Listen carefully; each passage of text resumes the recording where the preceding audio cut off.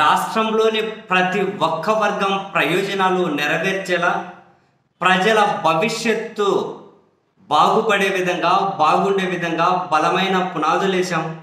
అన్ని వర్గాలను ఆదరించాం, సుపరిపాలన అందించాం. రాష్ట్రంలోని అన్ని వర్గాలను అన్ని ప్రాంతాలను డెవలప్ చేస్తూ ఉన్నాం, చేయబోతున్నాం. విశాఖపట్నాన్ని గ్లోబల్ సిటీగా నిలపబోతూ ఉన్నాం.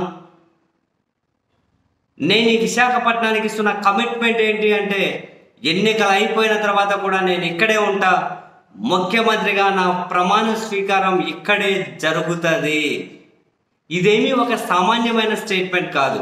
ముఖ్యమంత్రిగా నా ప్రమాణ స్వీకారం కూడా ఇక్కడే జరుగుతుంది అని. ఇది అంత సామాన్యమైన స్టేట్మెంట్ ఖచ్చితంగా కాదు. ఒకవైపు విపక్షాలు, చంద్రబాబు, పవన్ కళ్యాణ్ కనీసం ప్యాడు కూడా కట్టుకోకుండా ఢిల్లీలో ఎవరైనా పొత్తులో కలిసి వస్తారేమో అని చెప్పి ఎదురు చూసుకుంటూ, సీట్లు ఎవరెక్కడి నుంచి పోటీ చేయాలని చెప్పి ఒక డబ్బాలో సీట్లు రాసి అందులో ఒక లక్కీ డిప్లాగా బయటకు తీసుకుంటూ, అండ్ ఒక విధంగా చెప్పాలి అంటే చిమ్మ చీకట్లో దొంగాట ఆడుతూ ఉన్నారు. మళ్ళీ దాని కళ్ళకు గంతలుగానే కట్టుకొని ఆడుతూ ఉన్నారు. వాళ్ళు ఇంకా ఎన్నికలకు ప్రిపేర్ కూడా అవ్వలే. ఎన్నికలను ఎట్లా ఎదుర్కోవాలో క్లారిటీ లేదు. ఎన్నికల్లో ఏ నినాదంతో వెళ్ళాలో క్లారిటీ లేదు. ఏం క్లారిటీ లేదు.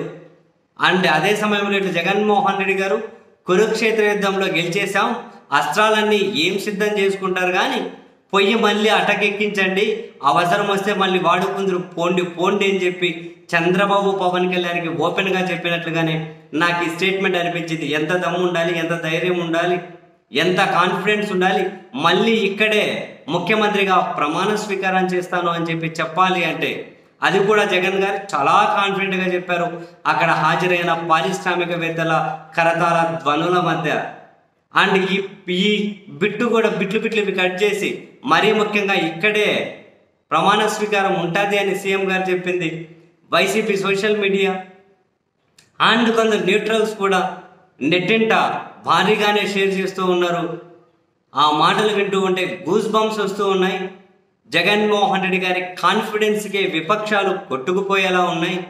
ఖచ్చితంగా అధికారం కొనసాగిస్తామని చెప్పే నివేదికలు, ఆ నమ్మకం, తన పాలన మీద కాన్ఫిడెన్స్ లేకుండా జగన్మోహన్ రెడ్డి గారి నుంచి ఈ మాటలు ఖచ్చితంగా రావు అని చెప్పి వైఎస్ఆర్ కాంగ్రెస్ పార్టీ శ్రేణులు కూడా పెద్ద ఎత్తున దీని మీద చర్చలు పెడుతూ ఉన్నాయి.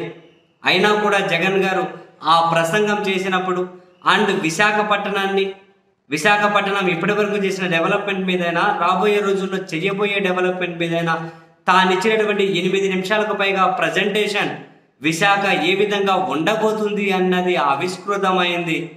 ఓవరాల్గా జగన్మోహన్ రెడ్డి గారు మనం ఇంతకు ముందే చెప్పినట్లు దూకుడుగా కురుక్షేత్ర కథన రంగం వైపు అడుగులు వేస్తూ ఉంటే, పరుగులు పెడుతూ ఉంటే, ఇటువైపు వీళ్ళేమో ఎక్కడ వేసిన గొంగలి అక్కడే అన్నట్టు దేని మీద క్లారిటీ లేక, వాళ్ళ మీద వాళ్ళకు నమ్మకం లేక, వీళ్ళ మీద క్యాడర్కి ఆశలు లేక, వీళ్ళ కష్టాలు మామూలుగా లేవు అయ్యా.